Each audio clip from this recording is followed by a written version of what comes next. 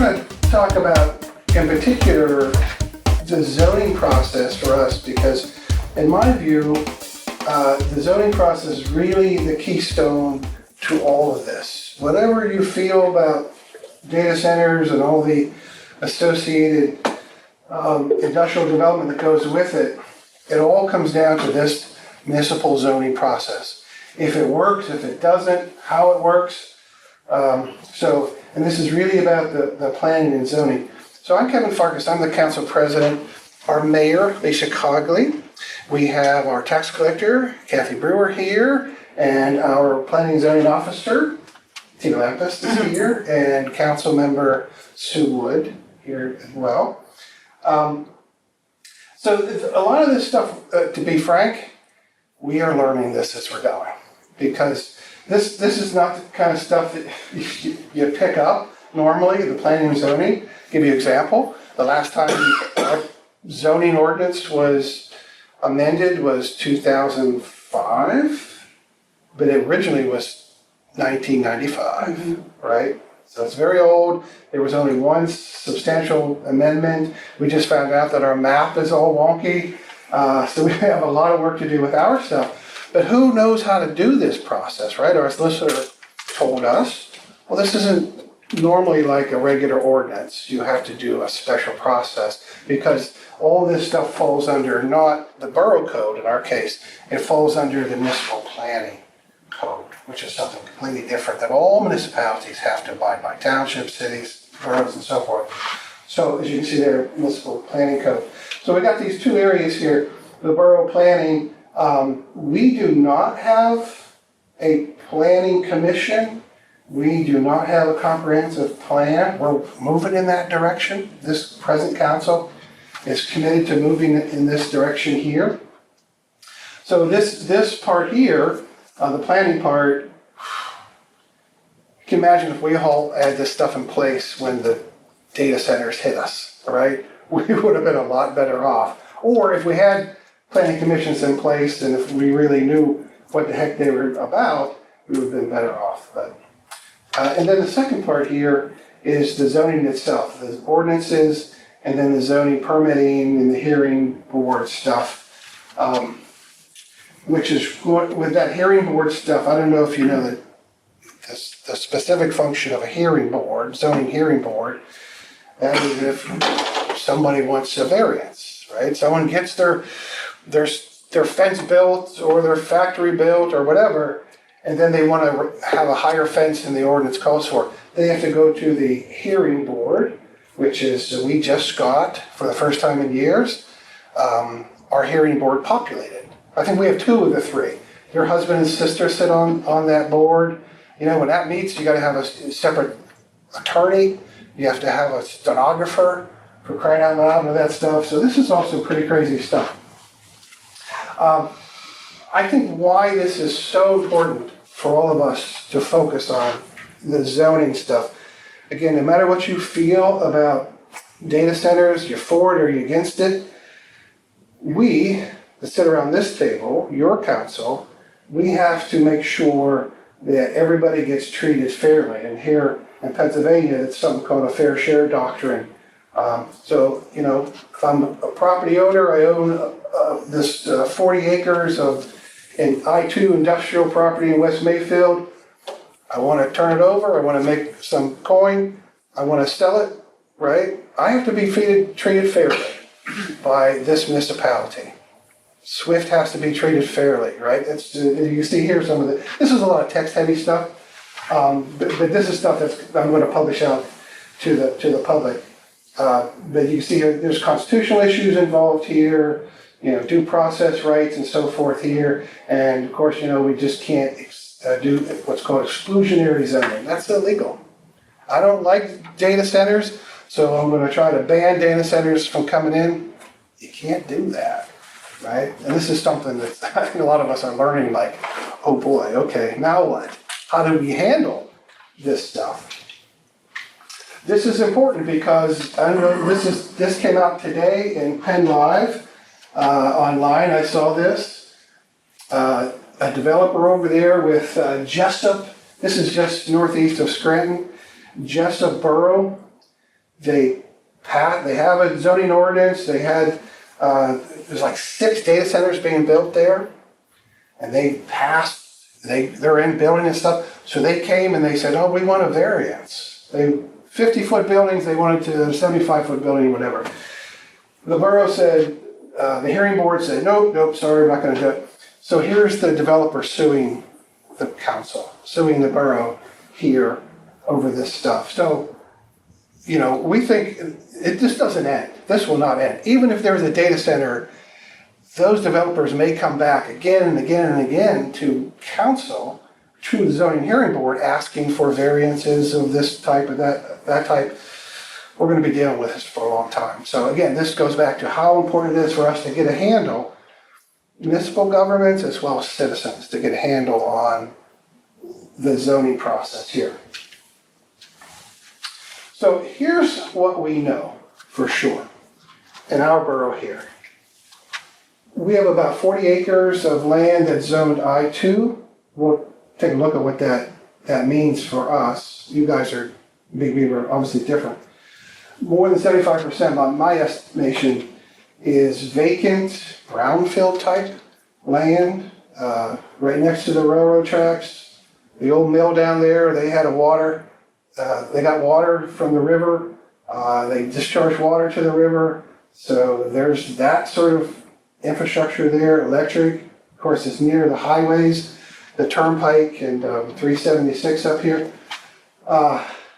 These brownfield type lands are apparently, you guys probably know better than I do, they are really sought after by data centers.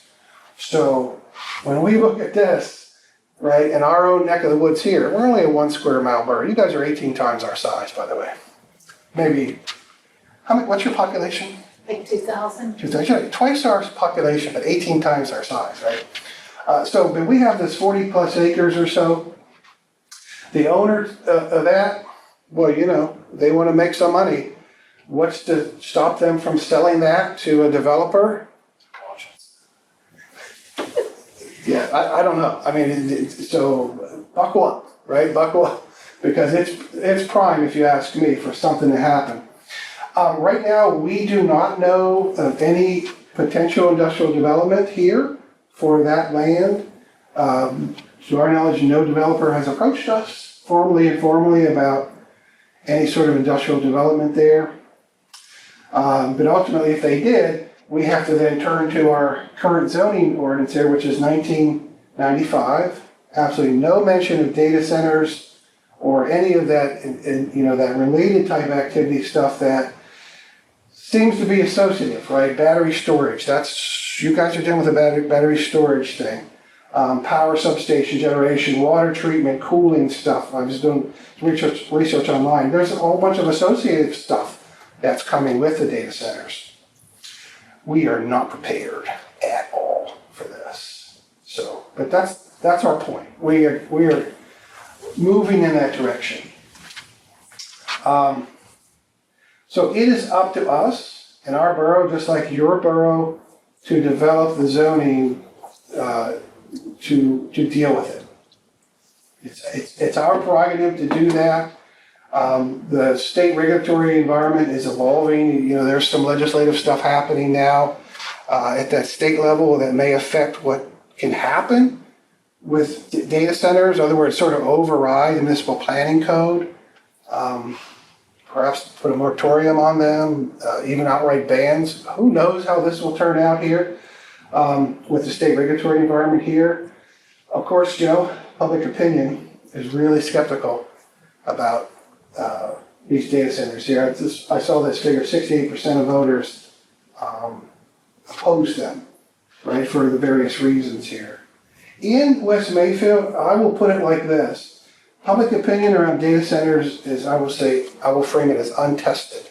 We haven't polled, we haven't really done any sort of sensing of really what do people think about it.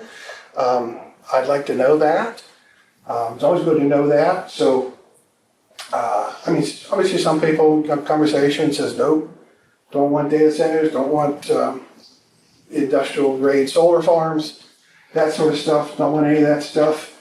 But how many people is that, right? So as a council, right, as elected officials, that's important for us to know, right? The depth and the magnitude of opposition or support to this stuff. So we will be trying to sort of figure this out as we move forward here.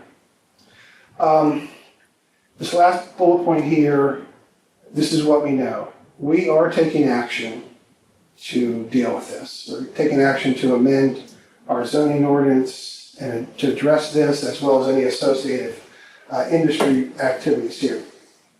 So we're just beginning. I'll show you at the very last slide I have here is sort of our action plan. So here's what we got. So the three parts to this problem. The data centers here, this is all new, and I think this is really complex development stuff. The technology, the environmental concerns, the economic stuff, a lot of unknowns. We see what's going on, right, different places. But a lot of different places don't have the same dynamics that we do. They don't have the same laws or zoning or, you know what I mean? So a township somewhere, a big city might be able to deal with the data center stuff very differently than a small little community, like a little borough. So when we're watching what's happening in these places, I don't know, I really have to stop and go, okay, what is really happening here with all this stuff? But all this technological stuff seems to be very complicated. And of course, this stuff we know it's all resource intensive and it's very impactful on the quality of life. Whether that's the noise, whether that's water, whether that's light pollution, whether that's the amount of traffic, that's in your community as they're building the thing and thereafter. So this stuff is very impactful. And then we know that the hallmark is a lot of strong community opposition. Current zoning environment here, municipalities, we're being forced to address this, whether we like it or not. We're being forced. I did an interview with a Politico reporter the other day, and she was asking me about some of this kind of stuff, and I said, look, what I know, my own community and others, we can't sit back and just wait for, this stuff. It's coming. It is here, right? And we're forced to deal with it, right? And so if we're forced to deal with it, boy, look at this. Our ordinances are outdated. They're inadequate to address data centers. So we got to deal with that.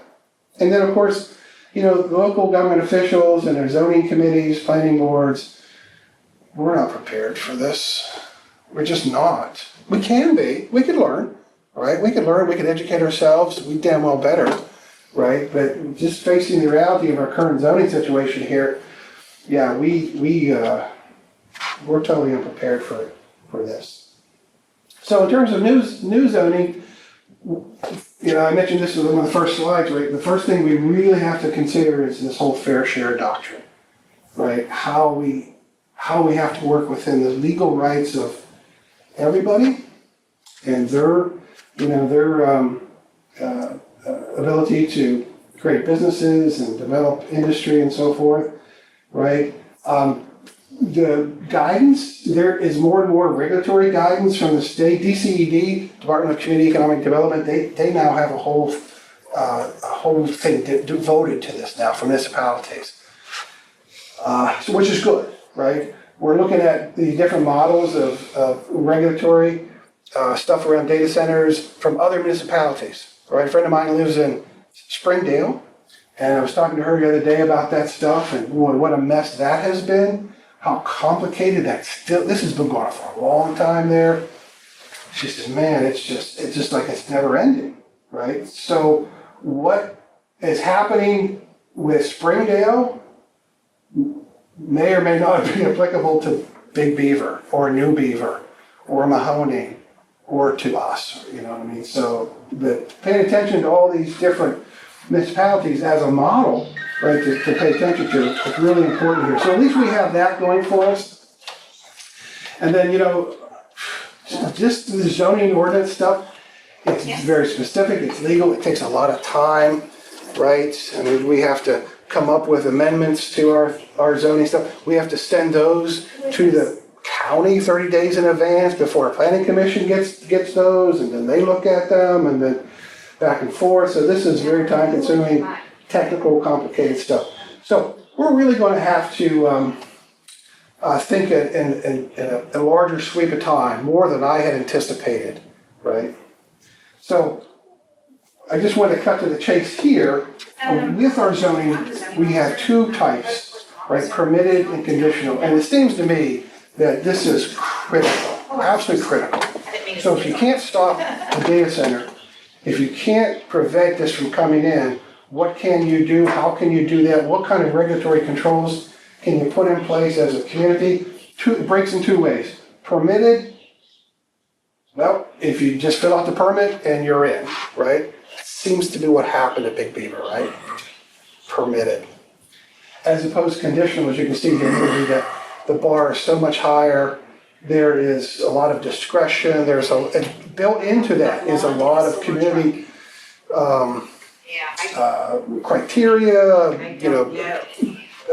People want to weigh in on this. What's it mean for the community and so forth there. So it just seems to me that probably the best way to go is the conditional use way. Probably much more complicated. This is just to show you, this is our zoning map. I-2 down here, this orange. You want his phone number? This is all the area that we're looking at that is probably prime for a data center. The railroad track is right here. That's his son. This is Wilson Road here. Big Beaver. Sure. This is just again to show you our 1995 ordinance. This is our I-2 right here. It says data processing center. Right? When we were sort of thinking about this and getting this going, Tina said, "Oh, it mentions data processing center. Is this data center stuff, right?" Well, it turns out no. What they meant, it's not old this day. This is directly a definition out of the ordinance. A business which processes electronic or mail transfers of large quantities of financial records. That's what they mean by data processing center there. That's not what the current definition. That's what I thought it was. I thought it was so bad about that. Yeah. So these are our permitted uses here. Industrial incubator, I'm not sure what that is. Lab, manufacturing. Chicken farm. What's that? Industrial incubator. It's like a mass chicken farm like Purdue would have. Really? Purdue chicken. Mm-hmm. So they would incubate and hatch 20,000 eggs at the same time. Oh wow. They suck up a lot of power. That's what the big thing with those are. Oh, interesting. These are conditional uses for our I-2 here. Critical process manufacturing, natural resource recovery. And these are some of the specific specs that we have. This is it. That chart down here. Oops. That chart down here. That's right here. Well, that doesn't seem like it's a very rigorous set of minimums and maximum things here. So, okay, we have to deal with this. In 1995, AI, basically the only thing that scared you about AI was that you either watch Tron or Terminator. Cell phones weren't a big thing, data processing, still had 5.5-inch floppy disks, right? The technology wasn't there, so. They've been making a zoning ordinance Yeah. to address current day concerns. Unless somebody went the Back to the Future route and got the DeLorean, but I just think it's open language as far as data center goes. Yeah. Long-term. We will have to figure this out, work the new meaning, these new senses of these terms in here. So amending the ordinance, this is the process. Now, those of you who have experienced this in your community in Big Beaver, you can tell us, please tell us whether this happened. So there's initiation, this is number one, of amending the zoning ordinance. These proposed amendments are sent to the county 30 days in advance. These have to be published Notices have to be published for 2 consecutive weeks, very different than the normal ordinance, public notice process that's through the borough code. And then there has to be a public hearing, either that's by a planning commission, which you guys have, and we do not. Right now, we have a committee, Oh, you have a committee. so And the commission was There. disbanded and they're trying to re-implement the commission. Interesting. Those are 2 different kinds of things. I was just looking, we had a commission, planning commission in 1990, late 90s. I was just looking at the language and it gives a lot of authority, right, to that commission to act, right? As opposed to a committee is, just advisory, right? But I guess a committee can still do the job in terms of holding a necessary public hearing about any sort of a proposals, amendments to the zoning ordinance, which has to take place. And then after that takes place, of course, council can consider these amendments, vote on them there. And then once they are passed, presumably, or they will get sent to the county, so the county is aware of what happened in the municipality. So what are we doing here? Our council is really trying to be proactive, aggressive in the sense, see problem, fix problem.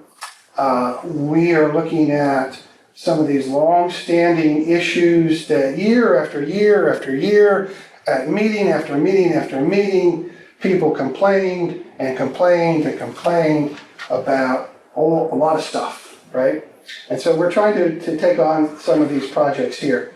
So, when I sensed that this stuff was all happening and I looked at the ordinances and said, we gotta get moving on this, we created a task force in June, which is basically, you're looking at it, right? It's citizens, it's officials, anybody who really just wants to get involved with this to just wrap our heads around this, right? A task force. And so in June, we also requested of our solicitor to go ahead and draft amendments to our zoning ordinance. Let's start there. Some people said, no, wait, that's gotta come later. I said, no, let's start with that. Let's put that up front. Let's see what we can work with from this legal perspective, and we'll modify that, right? Because none of that is law until we vote on it eventually, which is at the end of this chain here. So in July, we're doing the research and the community conversations. In August, we are to get our solicitor's proposal here for draft amendments that we can take a look at. Kind of maybe shape that the way it needs to be shaped based on our research and so forth. And then if we are ready in September, October is kind of a heavy zone here. If we are ready to move forward, then we will have to send that solicitor's work to the county for them to review and also give us some feedback. Right? I don't know if you know how that process works. They got a nice little thing on their website explaining how they do that. I think it's a great thing to take advantage of, right? We're working on our emergency operations plan for our emergency operations program. So we sent that to our emergency management coordinator for review, and then we have just sent that off to the county for their review. Tell us, we don't know what we don't know, so tell us, right? Help us out here, right? So we want to take advantage of this stuff and really pay attention to it. And so at some point, we will have this public zoning hearing probably in October, I'm guessing. And then once that seems to be on the right track, and then probably November, we could submit this amended ordinance for council's consideration. I don't expect this to go like this at all. No, but can I ask a question to that? Yeah. Okay. Do you have a solicitor working with you or with your counsel? Only with council, they don't want to hear from us. we have 2 of them. I think Beaver actually, Well, 3. well, yeah. Okay, so you have 3 solicitors. Well, there's a solicitor, 2 special counsels. and 2 special counsels. One for the sewer and one for special projects. So you have 3?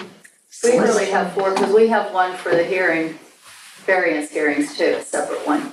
So we have Shannon Still, Okay, the 2 they're talking about, and then there's a 4th one that does variance The hearings. zoning hearing board, Yeah, yeah, right. so you have 4. Okay, who's the one works with your council? Steel. Shannon. Mm-hmm. Who's the one that works with BBA? who does Dan have for us? That guy? Fair shake, Tim. Yeah, I think fair shake. Yeah, Oh, Okay, I quoted that, American Environmental. yeah, I quoted them at the beginning there. yes, you did. Yeah. I have to tell you, that solicitor works for council, not for the people. Sure. Correct. Represent, so that's, gotta be clear about that. That solicitor's not your friend. For you, not representing your interest, representing council's. No, Yeah, for sure. so are you getting ahead on this line? Are you, our council tells us absolutely nothing. okay.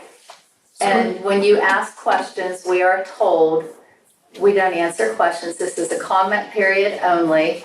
And if you want an answer to a question, you need to go talk to the borough secretary during office hours. And I'm not sure, you're the borough secretary, right?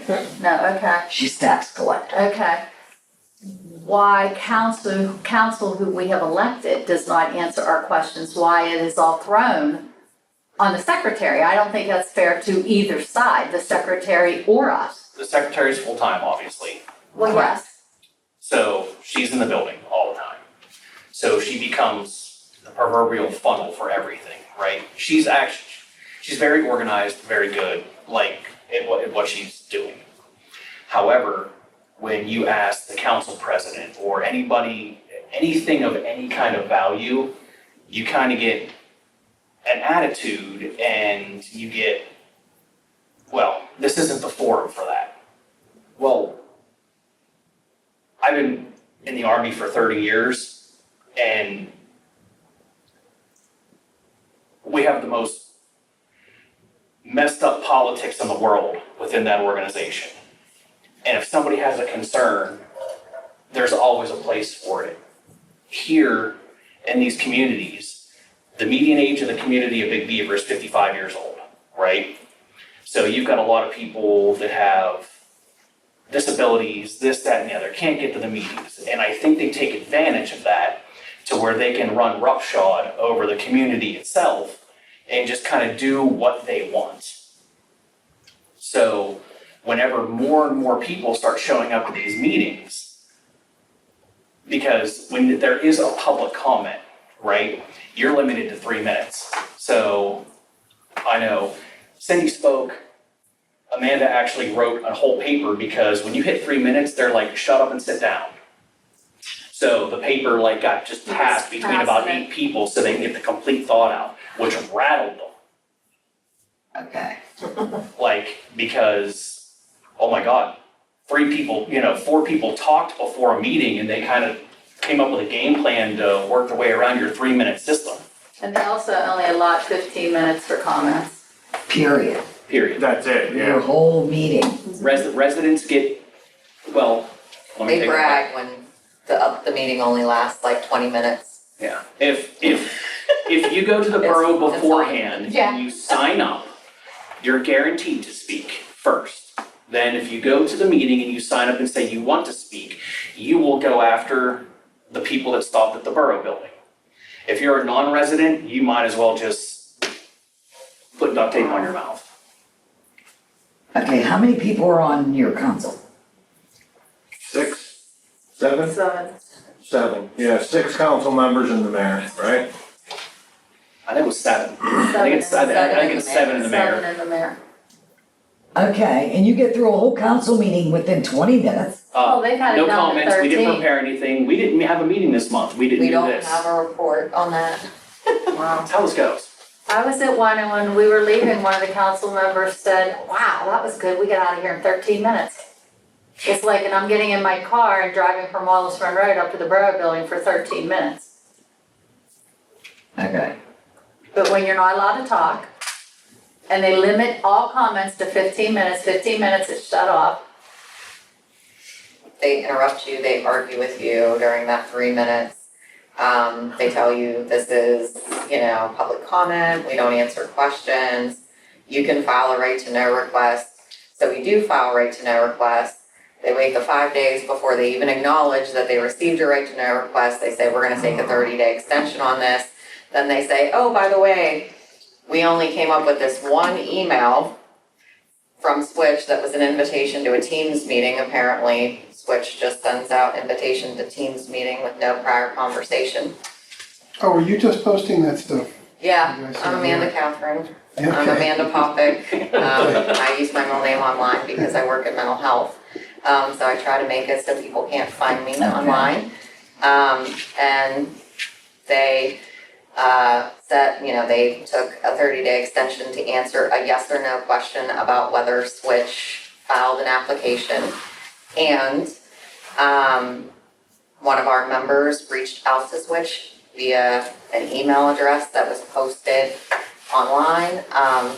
And within 20 minutes, the representative from Switch, who was at the town hall at the beginning of June, called our member within 20 minutes, had a 20-minute conversation with them, found out that Switch did in fact file an application with our borough last Thursday, the same day that the borough voted on a curative amendment. With no public. Yes, because they had a meeting on Tuesday that they went into private legal closed door session. Then all of a sudden decided they were going to have another meeting 2 days later on Thursday, didn't post it online, didn't announce it during the public portion of the meeting. So I'll be very interested to see what those minute meetings say, because I don't know if the public would have been there on Thursday to comment, because the public had no idea what was occurring. So our borough is everything of what not to do. Everything that you're talking about, to me, I interpret as policy. I interpret it as procedure, bad policy, bad procedure. And it is stuff that, in a case like, was there a notice or not notice, you can check with the Right to Know law, Sunshine Act, right, Office of Open Records, around these things. These are serious violations. That if you can pick, as a matter of fact, if you can establish that these processes were not followed, that's a very serious charge, right? It's legal, right? It is legal. And this is, having a comment section and with a timer, all permissible. All permissible. Just not allowing anybody outside the borough, non-taxpayers speak, permissible. Not letting people speak on anything that's not on the agenda, totally permissible. Is it bad form, poor form, not good governance? Yeah, but I guess that's what you're dealing with, right? But it is permissible. But some of this stuff here, like you're talking about, were these right to know requests answered truthfully? Were they You got any timely? Yeah, I posted a ton of them Okay. online within the last 24 hours. And let me tell you, just a word of caution on this. We're married. I was at work. I've been through this. I had to file an appeal against our own borough here previously. It is very technical, and the Office of Open Records will dismiss a complaint because you filed too early, or it got there, but you don't accept it. It wasn't what you wanted, but it's what they provided. They don't have to provide you any information. They have to provide you with a record, right?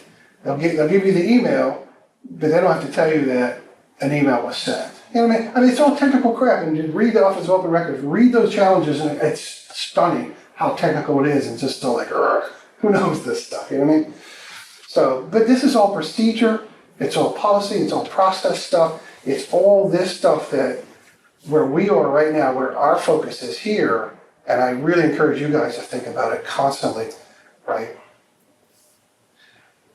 How you feel about data centers, important. How you can galvanize the community around those sentiments, very important. How you communicate that political will towards your elected officials, extremely important.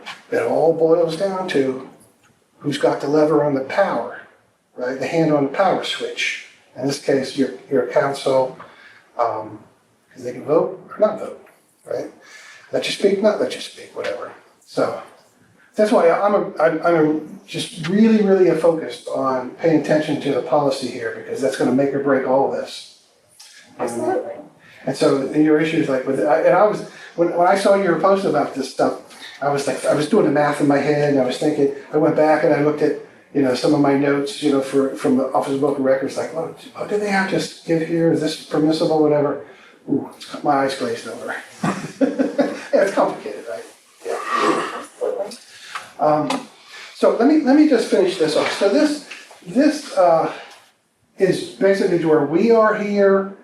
We are trying to involve everybody, all of our council members, all the citizens here. We just basically have 2 citizens, and we have officials. That's disheartening. Yeah. But It's okay. No, it's not okay. No, I mean, I think, It's not okay. Yeah, but you always include the people from West Mayfield in everything council does. Oh, sure. You give us time to talk, you don't Yeah. shut us out, and that's the difference. The old council, they were their way or the highway, just like yours. No, that's where we're at. Yeah, bless you. Thank you. Word of advice, I started a citizens group a few years back, and we really pushed hard on a lot of the citizen stuff. And so eventually we replaced some of our council members from our citizens group, really, right? So to me, that's a great success and a great indicator of that. You want change, you can have change, but you gotta work the system, right? You gotta put your own council people in there, whatever, I had to twist your arm, right, to be on council, but we got you on there. Because I'm old. Now I'm doing it.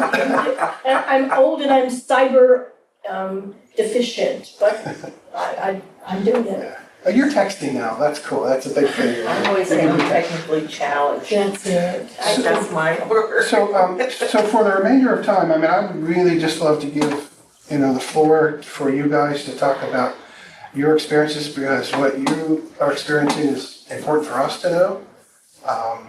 And for those of us in West Mayfield too, what are your thoughts about where we're going with this? You just made Planning zoning person, your I haven't thoughts? started yet. Well, the main reason I came is, what is a data center? What is it? What, is it good? Is it bad? I don't know. What is That's it? The mega centers are horrible. The mega centers are why your electricity is going up. Mine has went up from about $100 a month, so I'm in the 190s now. They produce noise 24/7. Some places say a vibration that can be felt for, a couple miles? Yeah, out, because it's in the ground. One of the noises we don't necessarily hear as much as that pitch that I relate it to like a dog whistle that you use for the Okay. dogs, but it causes hearing damage. It causes health issues. Headaches. Kids who have issues already, they're magnified.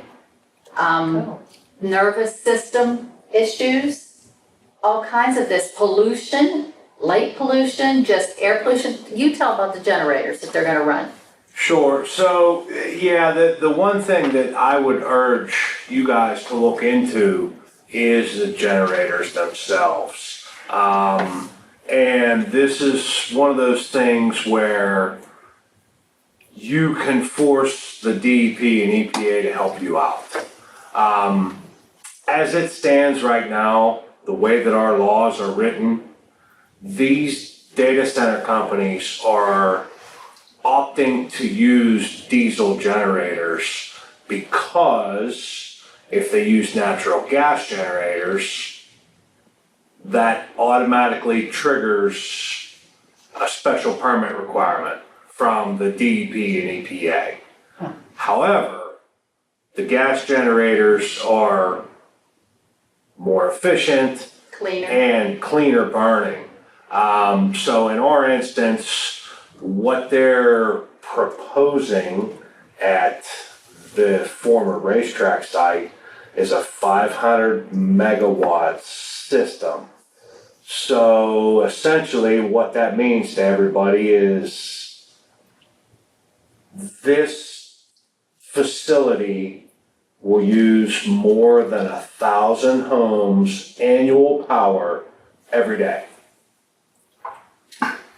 So the data center itself, right, big building. You have a processor in your computer, okay? Multiply that size of that processor by about 10,000 and then stack about 10 to 20,000 of them side by side by side by side. So what they do is they generate AI, right, your artificial intelligence. All the goofy stuff you see online that your kids or grandkids or whoever says, and they show those cool little videos, a lot of that stuff's created by these data centers. So in essence, makes the youth dumber because even on the government side, right, that they're encouraging us to use some kind of AI assistance, like a military version of ChatGPT or something like that, where you ask it a question and it'll like literally just write you a term paper.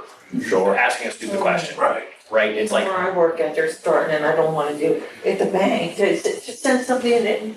so these are cash cows for big business, right? Oh, absolutely. So they don't want them near the cities because that's where all these people live, right? They want to put them in rural areas where middle America doesn't mean a thing to them. So the other thing to look at too is the amount of water that these things need to be cooled, okay? My dad worked for the water authority for like 35 years. The Beaver Falls Municipal Authority does not even come close to being able to pump that much water up to this data center. So what they're going to do is they're probably going to tap into groundwater.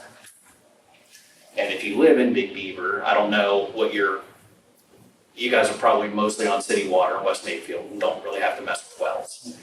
But for us that are on well water, once that water cools that, and they say it's a closed circuit system, but it's not because it still bleeds off. So when that water goes through and cools, there's chemicals in the water that you can't get out. You can't filter it out, you can't do anything. Poisons the water essentially. Well, once that water's pumped out of the ground and it cools whatever it needs to, guess where it's going back to? Right back into the water table under the dirt. So over time, that swells and those water tables underground could be miles to thousands of miles wide, depending on how deep you go. So over time, that poison is just going to keep continuing to go, and then it's going to leach into rivers, which then the Beaver Falls Municipal Authority pulls out of the river and tries to purify to pump to your homes.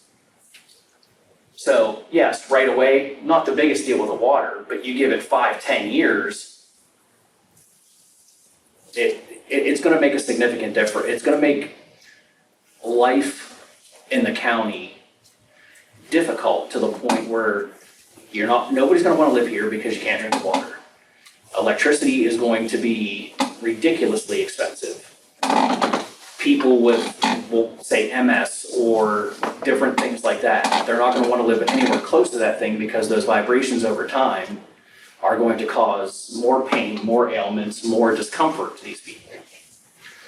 So, That's assuming they can leave. yeah, assuming they can leave. I mean, if anybody's paid attention to the housing market, it's not exactly the best, Well, and they say that it's going to drop our housing values 20 to 30%. My son lives in Virginia, and about 10 miles from their house, there's 4 data centers. They're building 4 more. They're huge, and they have friends that live in the same town, and 2 or 3 of them have the migraine headaches constantly. People can't sleep. The noise is so high pitched, like you said, with vibrations, and their value of their house has gone down, and they're trying to sell them, and they can't. Nobody wants them. Nobody wants them. I mean, you guys in West Mayfield are well within that 10-mile limit to where they want to put this thing. So between Big Beaver, South Beaver, West Mayfield, Beaver Falls, Darlington, Enon Valley, New Galley, like, these are all gonna be affected if they put this massive data center in at the right time. Absolutely. Well, they're also, And they're looking for more spaces to put Zoning them, and- yeah.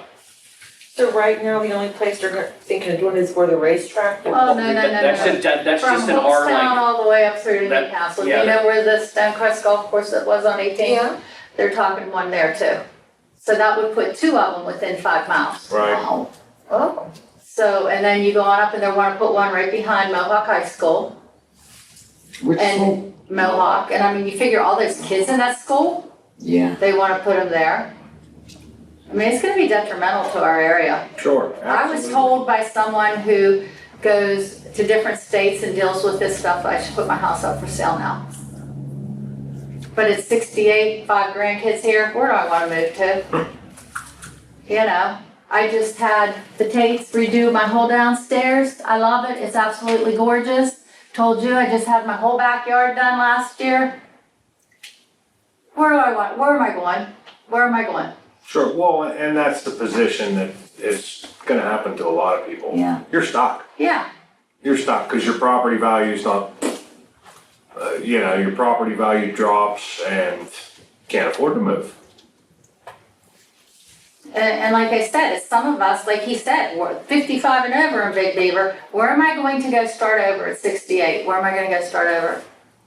Am I leaving my grandkids? Am I leaving my family, my friends, my lifelong friends? you know, you look at the demographic information, right? You look at the population that's there. A lot of people retired, a lot of people on different things like the life program, just different stuff like that. There isn't a whole lot of options. You're 70 years old, where are you gonna go? Not everybody can be a permanent snowbird, you know what I mean? It's, So I saw the proposed ordinance, around the battery stuff. 30 something, 18 pages. cars, yes. 18 pages. our data center ordinance is 2. Yeah, I was looking for that. It's just two, that section is just 2 pages. It's not in that particular ordinance. It's in the main. Yeah, it's in ordinance 245, section 20 and 21, right? That's it, yeah. I like that. Yeah. And you know what, I was told by a fireman, and not my son, that there isn't a fire company in Beaver County that can fight those battery fires. And they have caught on fire in other places It's in the United It's lithium States. ion batteries, so water makes them burn. And they said there's not a fire company around, fire station around. So that's something else you guys need to look at in your ordinance. And I was told the Beaver Falls can't even fight it. That they don't even wanna send people. Because that's not water, it's foam that has to put that fire out. Right. So I mean, it's just so many They took hazards. left, probably. Yeah. So where do you guys stand? So tell me if I got this right. It seems to me like you all think that this battery ordinance is a step in the right direction, a better direction. But you still have this data center stuff that can permissible use. Is there any move to fix that, amend that? Well, that was the meeting that they had last Thursday where they Didn't moved to invite any of declare us. parts of their zoning ordinance deficient or whatever, and to pursue a curative amendment, considering the fact that Switch filed an application the same day, whether that's going to protect us or whether it's just council showboating to appease the residents. I mean, they've had months. There's been community opposition to the zoning ordinance since before September of last year, when it was officially passed. And they kind of pulled this out of a hat without public involvement last Thursday, the same day the application was submitted. The battery ordinance is a step in the right direction. AES owns 60 acres, directly adjacent to Pit Race. AES, they had a representative at the zoning, the planning committee meeting. She attended, she asked questions, she answered some questions, she said there was no relationship between AES and Switch. However, she did briefly touch on virtual power purchase agreements, which Switch has utilized in the past. So given the proximity of the two properties to one another, probably also not being very transparent with the And community. they all lie to us. What, do you know what the council solicitor has said, or the planning and zoning solicitor? Is it possible to change the ordinance from permissible to conditional? We If honestly, they would have done it sooner, probably. we've honestly got more legal advice from the gentleman that did the presentation on the BES, on the battery. Yeah, absolutely. Like out of AJ. anybody in that room, he was the most just transparent person when he was briefing what he was briefing. And he's like, no, you don't want to do that. If you need to do this, you would file this appeal here. You would, like do a motion to amend. He had to walk our council on how to, our planning commission on literally how to put the motion in for a variance. I think it was the council president that sits in on that planning committee. It was, I That thought it was was Aaron. Aaron. Yeah, Oh, vice yeah. president. Okay. Aaron was sitting in there, but again, planning commission's there. There's not a single other council member in there except for the one that has to be there.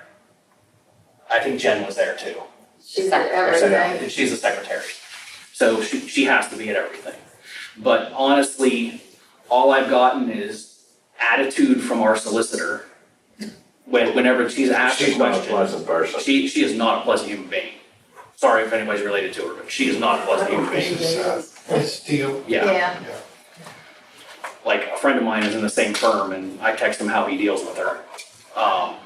But Everybody's Shannon still. Yeah. She was from White So I guess, okay, so it just seems to, so if that lawyer had some great, I don't even know if he was a lawyer.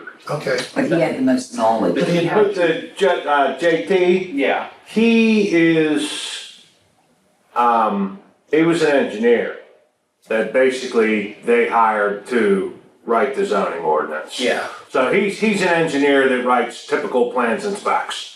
Makes sense. Essentially is what he was. But he has experience writing these things for like zoning and ordinance and that kind of stuff. So, but I mean, just understanding of the process. yeah, he just understood the process better than anybody else in that room. And was trying to get them through there, like, in the planning committee to commission came up, because both Ken and I have an application in, I think there's somebody else. Yeah, I'm not sure Yeah. who, but yeah, there is a third. But there's like, nope, we can only have, They wanted to Two expand it to members. 5. it was like 2 members and a resident or something like that, like, so they had to go from a committee to a commission in order to even look at those applications. So they do have a commission. They will. Oh, they will, okay. They're moving in that direction. They're moving in that direction. They put the motion in during that planning meeting. And then I think they approved the motion for it at the last council meeting To advertise them. to To advertise. advertise ordinance 246, I think is what they're calling it. And that's both the Best. battery storage and changing from a commission to a committee. It's all one amendment. I guess what I'm trying to wrap my head around is, and I've been sort of getting a sense of how this plays out in different communities. Like one municipality, they put a stop, they put a hold on their ordinance. They said, hold it, stop, I don't know what that term is. Curative amendment. No, it's like an abeyance. It's like a Yeah. pause. They did. To just stop and say, wait a minute, maybe we need to stop and take a look at this, right, before anything can move forward. Is that possible for you all? I'm really trying to understand the legal leverage that you all have. That's a different question of whether your council's willing to do this. Well, that's what I was gonna say, I think that there could be something that could be done. Okay. But A I think- moratorium? I don't think our council is interested in any of that. Oh, They that's- are going to ride roughshod, whatever the word I'm trying to say. Roughshod? Yeah, roughshod right over us. They don't care what we think. And they're going forward. So that might be your problem right there. Oh, it's Is definitely getting- part of the problem. Sure. Changing council, to put people in there who will listen to you. And we have that in the works for next, not this November, but the following November. We got a year and a half to go on that. A lot of damage can be done Yeah, sure. for all of us, not even, you know. I say that this affects, like I said, basically Every within like a. Sure. municipal, Sure. But basically everybody from the Monaca Bridge up. yeah. Probably even Ohio. Yeah. Sure, absolutely. You know, because East Palestine hasn't had enough like trauma over the Right, past. right, they haven't had enough issues over the last couple of years. Well, it just cracks me up. I'm not allowed to put a storage unit in my yard, and I have close to 2 acres. But they're approving for them to put units to store lithium batteries that could be devastating to the communities. They're gonna approve that. So you all are working on this battery storage amendment to the zoning. And that seems to be going in the right direction. There's a commission that's going to be formed, which will have representatives from the community on there. And that seems like it's going in the right direction. It hasn't been the easiest process. There's been a lot of bullying involved, I guess, lack of a better term. Yeah, that's a good term. Because they're very much a very close-knit group of people that don't really talk to anybody. What are they getting out of this? We don't. So Okay, but they are I- at least getting something. I have my own Thoughts. thoughts on that. However, nothing proven, this and that, can't slander. But I have my own thoughts on back-end deals. Could you pose it to us as hypothetical? Hypothetically, if a company would come up to an elected official and say, hey, we want to bring this doomsday device to your community, we're willing to throw you a little on the back end of this if it gets approved. Throw that individual, the community? No, the council members that will approve the ordinance, Oh, okay, so it's a bribe. payroll. And I've also heard that these companies offer all these wonderful, wonderful unicorns and rainbows. We'll fund your fire department, we'll help you with this, we'll help you with that. And none of it comes to fruition Unless after it's in they that get community their agreement. Oh, that- Closet. Can we talk about that for a second? Because, so there are things that municipalities do with developers across the state. My sense is they traditionally have been called development agreements. Yes, But there's the collective bargaining agreement, which is an odd term to me. I used to be a labor organizer, so that's an odd term dealing with this kind of stuff. But if that's the term, so that is a local government working with a developer, presumably with citizenry, to figure out the best path forward to satisfy a lot of people's needs and wants, desires. Environment, less intrusion, noise, whatever. How do we make this work? How do we sort of negotiate this space? Is there any opening that you see in your community for something like this? Any opening? Does anybody on council have any interest in that, expressed interest in that? Well, I know, you know the battle with fire department, so hey, we'll fund your fire department, we'll get you a paid fire department. You know our fire department and council are at odds. And and that's what I've heard, is these places will come in and they find where you're weak at, where your community's weak. Sure. And they'll make you all these promises. We'll take care of the fire department, we'll do this, we'll do that. And just like with the cracker plant, it's easier for them when they don't follow through to pay all their fines because they're billionaires. Then West Mayfield, Big Beaver, do we have the money to take them to court and sue them for all this stuff? And they'll just pay their fines anyway. If you look across the nation, they don't keep their promises. But it's proven they look for weak municipalities, ones that are lower economic, ones that don't have strong councils, ones that are struggling financially, and they come in with all these great big promises that we can help you do this. And so then the council, I'm just gonna use Big Beaver Council, because I'm not saying, oh, this will solve all our problems. This will solve all our problems. So they're all for it, because, I mean, my gosh, the fire department thing's been going on for over a year now. Financially, I think they're struggling. We're getting all our problems solved. We're getting all our problems solved because Switch is going to do this and do this and do that for us. And I think that is a lot of it right there. But if you, like I said, if you go and look at all these other communities that have them, all those promises don't really get fulfilled. You know, I asked, they did the battery center thing, right? I've lived here in this area my whole life, pretty much.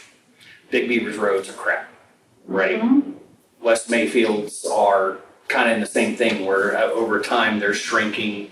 You know, there's no good base to it. There's nothing like that. They just keep tar and chipping it, and it's a malleable surface, right? It keeps going. So you start bringing in construction equipment to build all this stuff and materials and these heavy weights. You know, the road that I live on, when I moved in, was 10 ton. It now says 7.5. So they've downgraded the weight limit on the road. Like, it's so low now that when the truck comes to fill my tank with oil, they're like, oh, I'm kind of breaking the law coming to your house. Like, I have to make sure you're second, not first, if they have a full truck. So I pose the question, is AES or any of these people going to be on the hook to repair the damage to these roads? Because what happened with Norwood, right? PennDOT destroyed that road, but they don't own that road, so they don't have to fix that road. Sorry, Big Beaver, this is on your dime now. Well, I was assured that, you know, they have an agreement with these people when they do it, and they will pay $12,000 a mile if the road's messed up. I've done construction my whole life. There is not 12,000 miles doesn't get you a mile on the road surface. No, absolutely not. That doesn't even pay for the material. So, you know, the thinking in that, like, that might have worked in 1985, and I get that, but it's 2026 and everything has went up in price. Gravel, nails, just everything. So, like, that $12,000 in that agreement between, we'll say AES and Big Beaver, that say, hey, if you're bringing your stuff in and you destroy one of these roads getting to this site. Oh, $12,000 per mile. Well, the road's only 1.5 miles long, but you have to pretty much mill and redo everything on that road. The milling itself would be about 12 grand. Oh, sure. So We're paying over $200 a yard for asphalt right now. Because, you know, I work for a general contractor. So, yeah, we're paying, asphalt right now is real close to concrete price. And a yard of asphalt doesn't get you very far. So if I'm hearing you right, you don't have much faith that there could be in these agreements with these outfits for things like road repair? I think the agreements need to be on the table. I think they're like, oh, because the council was like, it's a standard thing we have them sign, right? I think that needs to be relooked at because the price of materials, the price of labor, equipment usage, all this stuff, you know. Roads is actually one of the things I've done in the Army. Like, I know what that stuff costs, and we make all that stuff ourselves. So just like raw asphalt cement is expensive in itself. Sure. So now you're getting the mixed hawk product, and you can jack that price right up, right? I have it, you don't, so you're gonna pay for it kind of thing. So in other words, it's an empty promise that isn't even logical or believable.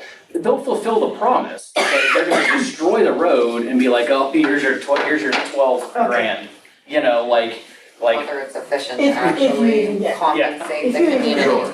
Sure, as opposed to where if I cross a state road as a general contractor, I have to bond that road, even one crossing, say I need to take an excavator across the road, I have to bond that one section of road for $1 million. That's a standard bond agreement with PennDOT. But you're a little guy. Right. But even with all their promises that they make, is it worth the community's health? Is it worth what it's going to do to the communities, to the waters, to the air, to the homeowners' values? I mean, I want Big Beaver Fire Department to stay, okay? But is it worth my home going down 20 to 30%? Is it worth my electric bill? One person, I probably do 2 loads of clothes a week, and believe me, I don't cook. Is it worth me paying, $193 this month, me? And last month it was 190 something, and I hadn't even turned on my air conditioning yet. And now my air conditioning's on, it's like, oh my God, it's gonna probably be $300 when I get my next bill for one person. Is it worth that to the residents? What's going to happen to all the residents? because I mean, you guys will see it too, pay bills, you've seen your electric bill creeping up, even West Mayfield, Chippewa, Yeah. everybody has. My mom lives in Patterson and even hers is. Going Sure. up. So what you've said so far is that there's absolutely nothing about what is now proposed and probably going to happen that does you any damn good. Nope. None of that. The only people that's gonna benefit is Who? the billionaires of the world already. It's the only people. And your kids and grandkids will get funny things on TikTok, like that's all it really does. But it's gonna harm them, their health. Yeah. And Switch built one up in Grand Rapids, Michigan, and there was a very big article in their newspaper up there. Switch promised them 200 jobs after it was all completed. They only had 26. But the woman who did the Switch town hall at Big Beaver said that those people in Grand Rapids are liars. So who do you believe? The people in Grand Rapids that have 26 people employed there, or the lady from Switch? My son said there's never more than 30 in any of them. Oh, sure. Yes. Yeah. So, I mean, it's not even gonna give us jobs. That's all they do. Right. No, it's. Well, if it sounds like that outside, janitorial, could you imagine what they sound like inside? They say they have, You they wouldn't wanna wear work there. headsets. Where they work is soundproof. Sure. Has anybody from your group, allies that you have, actually created model curative legislation here that could fix as best possible your situation? You mean, like new language for the zoning ordinance? Yeah, like you write it the way you want it to be. Actually, Fair Shake, like Mahoning Township contracted with Fair Shake, they retained Fair Shake. So Mahoning's ordinance, I wanna say their data center ordinance is about 34 pages long, between 34 and 36. And yours is too. Yeah, right? He did a great job. So I would say theirs is probably the most comprehensive, offers the most support to the community, and, you know, actually gives the community support of like, if the data center doesn't comply with it, like action that can be taken against the data center to like revoke permits, et cetera. Which of course our ordinance does nothing about. Right. So I would say that's probably, since they just passed that last month, It was last month. yeah, I wanna say it was in June, that's probably the best one around us then. Well, that's good to know. And they involved their residents in it. They went through and the solicitor was there. He read line for line, hey, any questions, comments? Thank you for your comment, we'll take that into consideration, like very civil. Well, like their solicitor actually worked with the residents in with Fair Shake and to help draft that ordinance. Yeah, it had really good language in it, like, there was no real like sketchy gray area in it. Everything was kind of like a black and white kind of. It was a conditional use, you need to do this, setbacks. Just- I wanna say their battery, energy storage system is also 30+ pages, so yeah, 18 is great, it's a step in the right direction from 2, and it's a conditional use instead of permitted by special regulation. And do they have, are they actually building a data center in Mahoney? Yeah, Mahoney's getting sued right now, so is, North Beaver, sorry, there's too many beavers. But the one that is gonna go on like the boundary of North Beaver and Mahoning, Stonebridge is the developer there. They're actually suing the townships now, because they submitted their application like during that process of amending their zoning ordinance. And that's what a lot of developers do, is that they look for places that have, access to resources, a lot of land, inexpensive land, and that who don't have the financial means to fight back. And the one in Mahoning, when you look at the drawing, proposed sites, they're crushed wetlands, there's protected areas for different species of something. I don't know what it is, but it was definitely, hatched out on the map, and there was like a building right on top of it. So apparently they don't care about environmental regulations, they're like, it's going here, like over protected, wildlife sanctuaries or whatever. Like, I'm trying to do everything I can and research for the, Big Beaver has a bat that's like endangered or something, so I'm like really trying to like love some bats right now.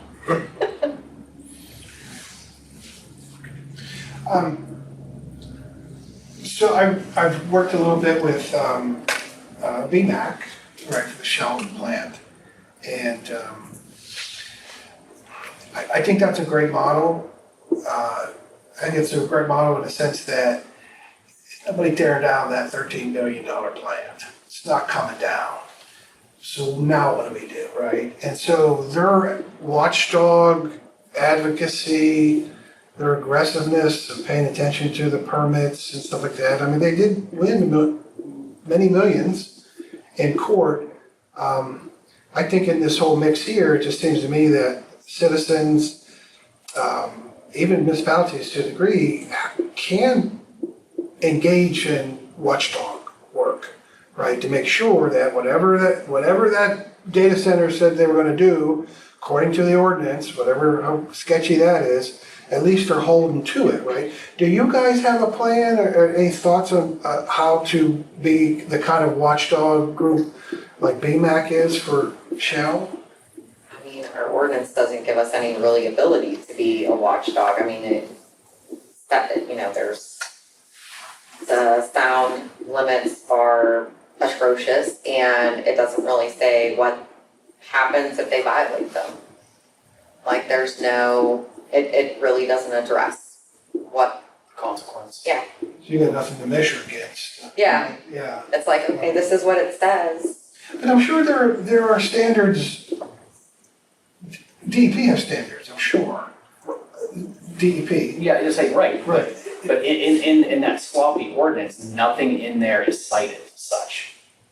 So, okay, for the best center, it's like, hey, this is one in there, that's gonna be in accordance with, American firefighting code, whatever, blah, blah, blah, this, like it's cited in there, so they don't have to put it in the ordinance, So, but everything, he was really good at citing everything that he drew from, that it's gonna be within this regulation or this specification or this, everything was in that ordinance cited in there.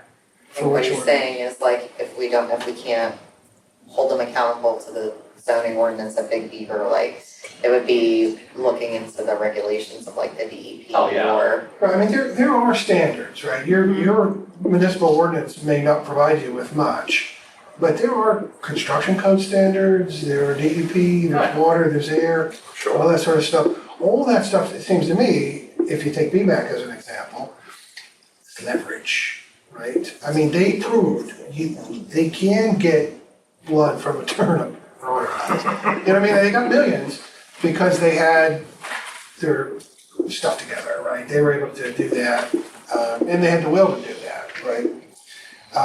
It just seems to me like all else fails, and I'm honest, I'm listening to what you're all saying here, and it's like, it's really depressing.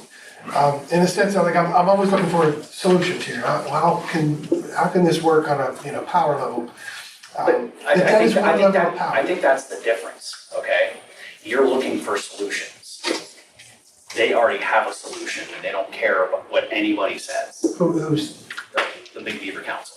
well, they have a plan, they're just gonna, It's the bull in the china shop methodology, right? okay. They see it and they're going. But they're going to live with their decision, or have they already put their homes up for sale? I mean, they're creating a situation, from what you said, I don't in think which they have to live. In I don't a think lot they of these would do people's that. minds, by the time anything that traumatic happens, they won't be here anymore.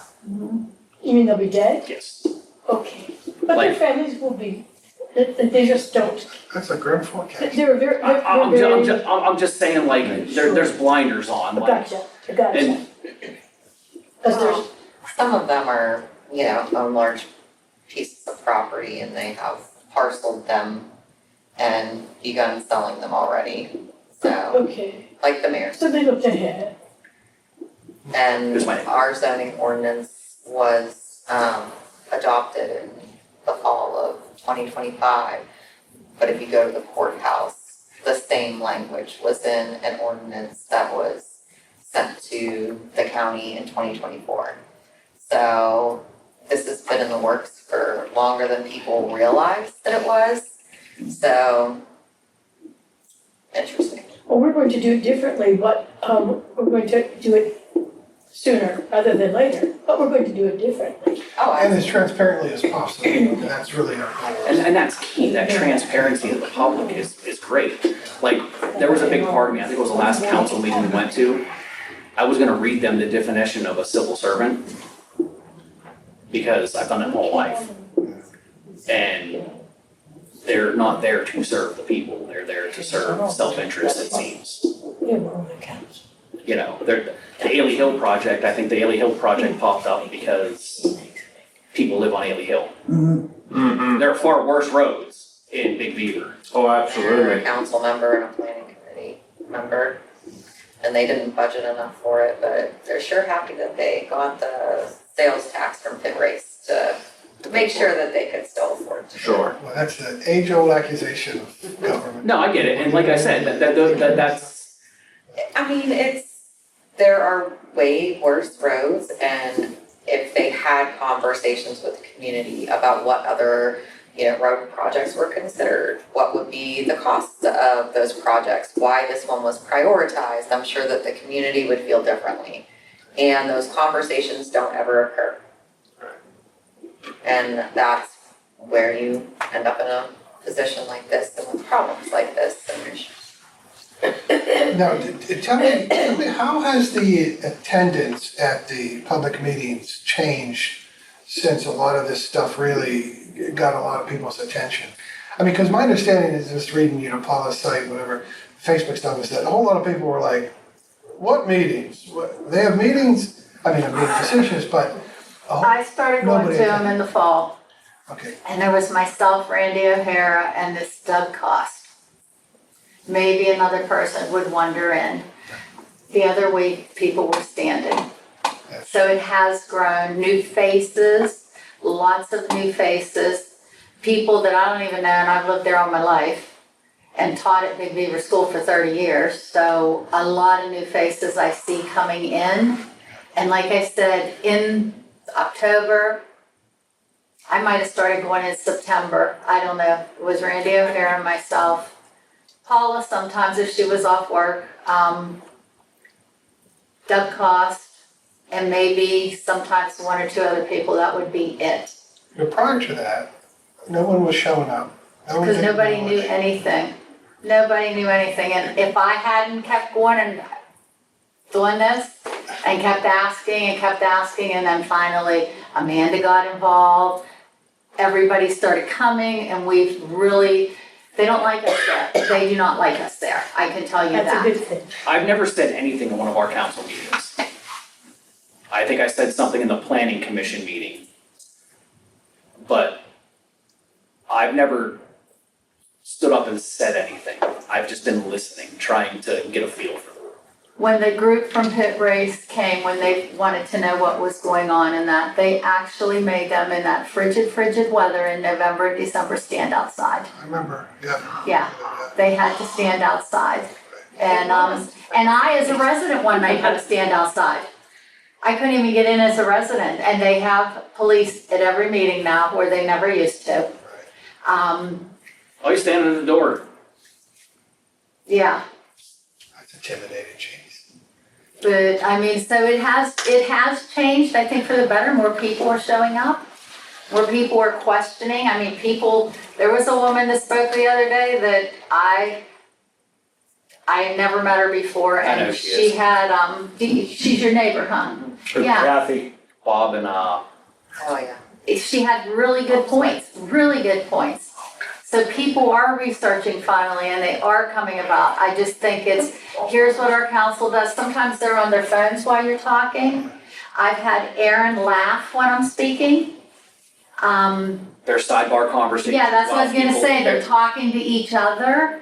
And somebody be like, can we know what you're talking about? And they're like, well, we're just trying to figure out when this, blah, blah, blah. And like, has nothing to do with what's being spoken about.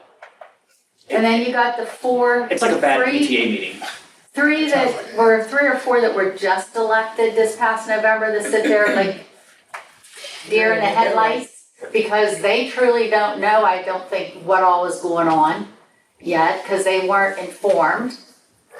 And You're absolutely right about that. yes, They don't know. yes, and so they're like deer in the headlights, and one of them, I don't know what night it was, went to answer a question, and no, we don't answer questions here.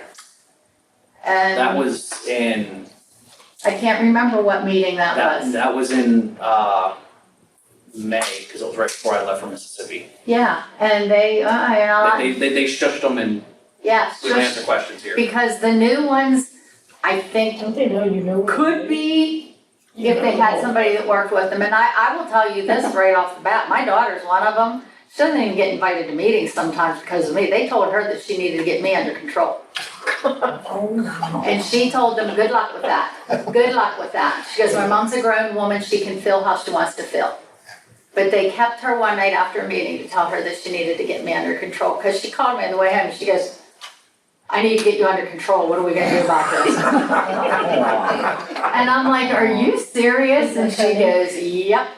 I said, and what did you tell him? She goes, I told him to get good luck with that. Good luck. I have never heard our mayor speak one time No. in any of these meetings. So Not after the once. meeting where she decided that she was gonna scream at Paula as everybody I was walking out. wasn't even in the room then. Well, Yeah, that's she did just like attack the type Paula of when the meeting was over and we were all going out, because now we have a rule, we don't go out unless we're all together. Because Paula was still in there and the mayor attacked Paula. Oh, wow. This is crazy. Like, that's the type, this is why we have the Yeah. animosity and the distrust that we have. Let me ask you this, I'm kind of really curious about this. Let me preface this. So 23, when I started Concerned Citizens of West Mayfield, I started to record our meetings. I have 50 plus meetings recorded. It's audio, right? There. That has been invaluable, in part because, those minutes, we're using AI now to do our minutes. They're recording them now. Oh, There's good. actually a recorder in the council meetings. They do that now. Good. Oh, really? Just sort of done. They just started that about 2 months ago Yeah. because Jen was like, this is all being recorded and has the recorder down on the table. Yeah, let me tell you something about that, but I have turned to the citizens' recordings many times, doing research, transcript, searching keywords, on YouTube, right? So useful, right? At council meetings, I've had council members say, this wasn't said, that was said, I wrote it out, here it is. So super important for citizens' work, right? Now, I don't know if you know this, if you do, stop me. Meeting minutes are required by law. They are considered drafts until they are approved by council. You don't have a right to see, no one has a right to see those drafts until they are approved, right? And of course, okay, once they're approved, what do you get? You might get, this vote happened, that's it, recording the vote, right? But a lot of the details, a lot of the really good juicy Aren't there. stuff aren't there. And you know what? And they don't have to be there according to the law, right? This is where those recordings are so important. However, the Sunshine Act says if a municipality records a meeting, the minute that recording is shut off, that's considered a public record. You have a right to access that as a public record. So if they are recording officially in the service of their duties, that meeting, right, that would be considered a public record unless, and we did it here, unless this is permissible, council passes a resolution that says, we will record the meetings, we put a recorder right here for the borough. That recording is for the purposes of generating the minutes and can be destroyed once the minutes are created, right? It's a permitted caveat to the meeting, to the recordings. If that's not the case, that recording that your secretary is making is public record right away. It cannot be destroyed, it cannot be edited, right? It's like monkeying with a public record. You cannot do it. It has to be preserved. But if they have that resolution that says it can be destroyed, it's for the purposes of, ours is online, you can read it, I mean, it's a technical thing, right? But anyway, so if you want to play hardball, right, you can challenge them on that recording, and you can ask for that, you can do a right to know request for that. Actually, the Office of Open Records has a whole section on these meetings, meeting recordings, how that works. A lot of people don't know that. It's a weird kind of thing in the law. Well, right? I just noticed one at the last meeting, and I meant to bring this up to you guys, is Jen is no longer listed as the secretary, she's now the administrator. And that was never, to my knowledge, I've only missed one meeting that she changed from secretary to administrator. Did you notice that on the minutes? You go back and look, it'll say Jen Gasser, administrator, instead of secretary. She likes that title. There has to be a borough secretary. Well, she- Absolutely, but It's in they the code. changed it to administrator. Maybe it's just terminology. Maybe she I'm got a I'm raise. not defending that. They give Well, they give her a her, they big give her a fat big raise. raise. She probably makes more than your secretary makes. She probably makes Makes more than the road crew guy. We Yeah. know. That blows my mind. Yeah, it's absurd. Yeah, she makes real good money. Yeah, she makes more than the road crew supervisor. Well, I'd be the first to defend a really good secretary. I get, no, I get that. Yeah. A But- really good secretary, yeah. Worth every bit, yeah. That's all right, they'll throw her under the bus if push comes to shove. It's not a Oh, question sure, in my mind. she's the fall guy. She's going right under that bus, and I told her that. I said, are you willing to go under that bus for those 4 women? For those 3 women and 1 man, are you willing to go under that bus for her? She goes, I'm the secretary. I'm like, okay, just wanted to know if you're willing to go, because they're good, they're not gonna stand behind you. And it's sad for her, because she's gonna be the first one to go.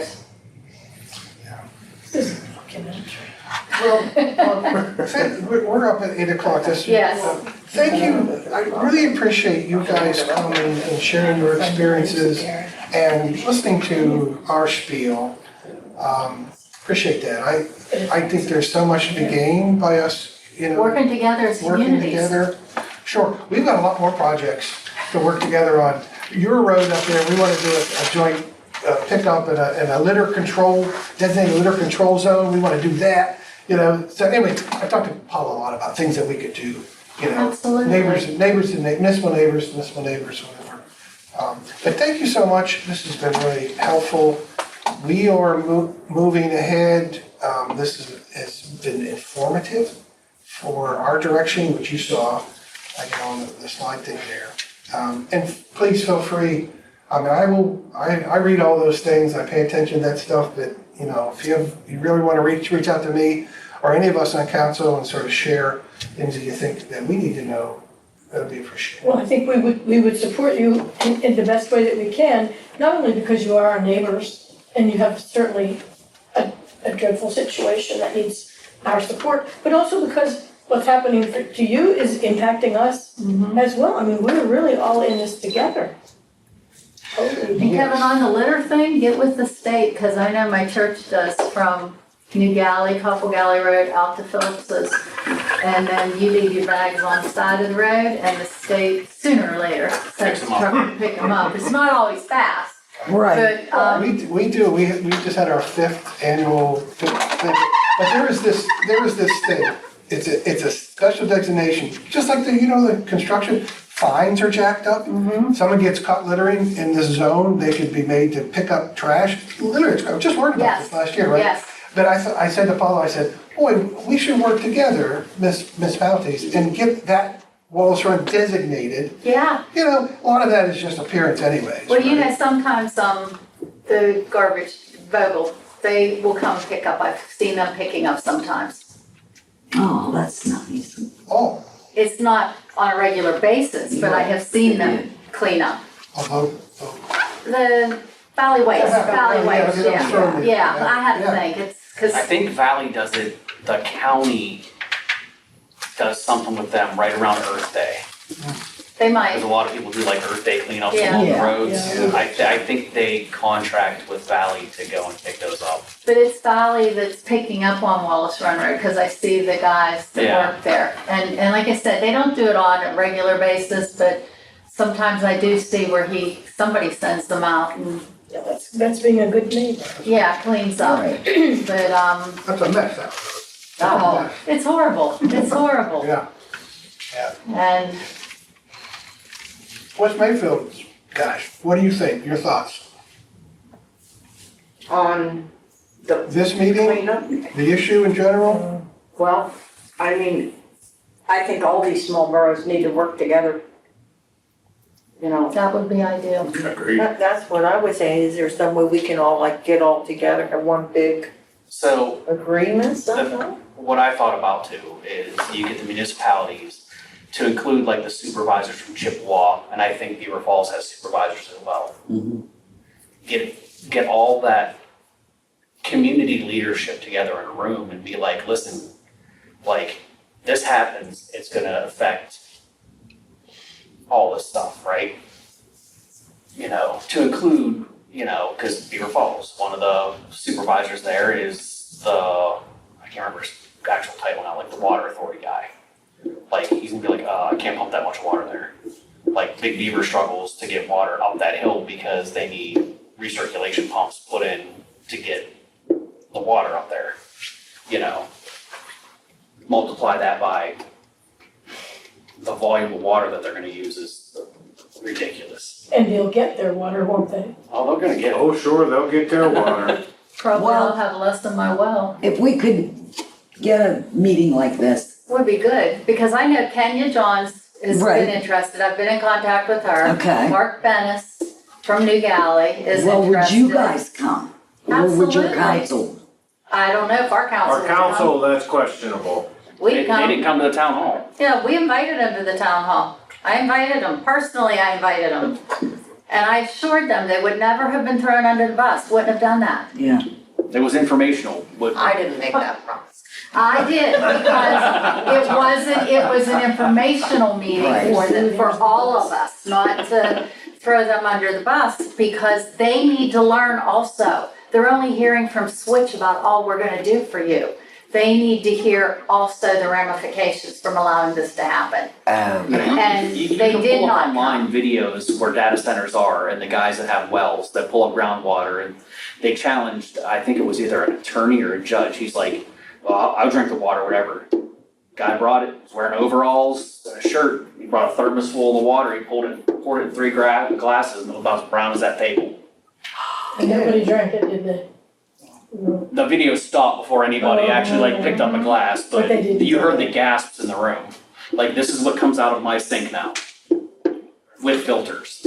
Ah, Well, someplace out west, their water, they're having big time contamination in their water from a data center, from what they put back out. I think it was Wyoming where this. I think it was Yeah. too, I think Wyoming. out in Wyoming where they put one of those data centers, the city said, you know, we're not getting our water anymore.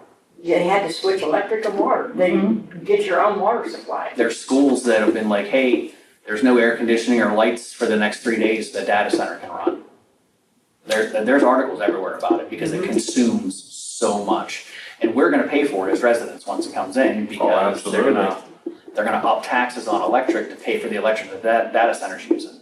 Sure, well, they're already doing that, I mean, that's why My bill's so high. PJM just raised our rates 13%. Just, what, a month ago? Beginning of So June. I think it's, I think you'll see it on July's bill. I did. And like I said, I only because I've taught for 30 years elementary kids, what it's gonna do to the kids.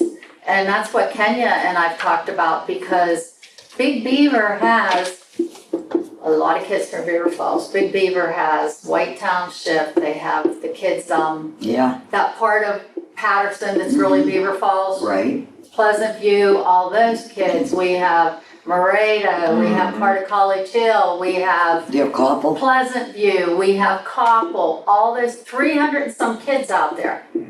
300 and some kids.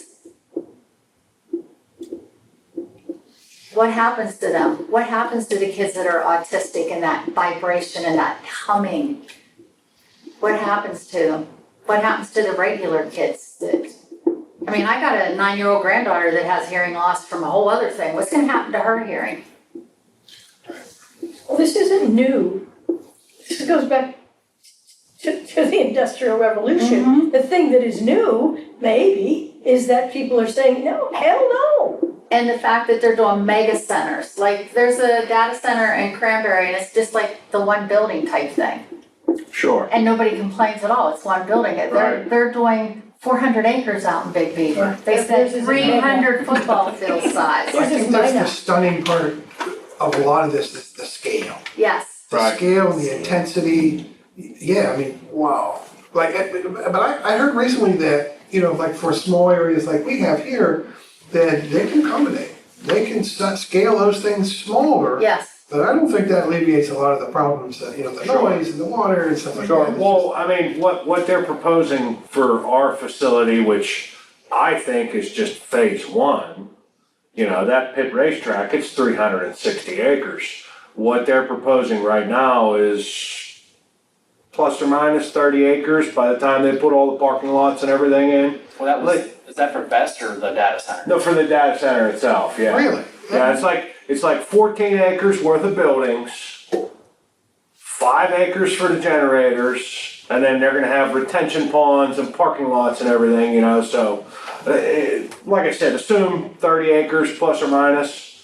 That leaves a heck of a lot of room for expansion. Yeah, for sure. Jeez. Well, thank you guys. So what do you wanna do? You wanna start pooling all the local communities and see if we can't get a general meeting? Like a regional. Yeah, the regional meeting? Yeah, I would be very interested in. Thank you for coming. Yeah. Again, what we don't. Sorry, I have to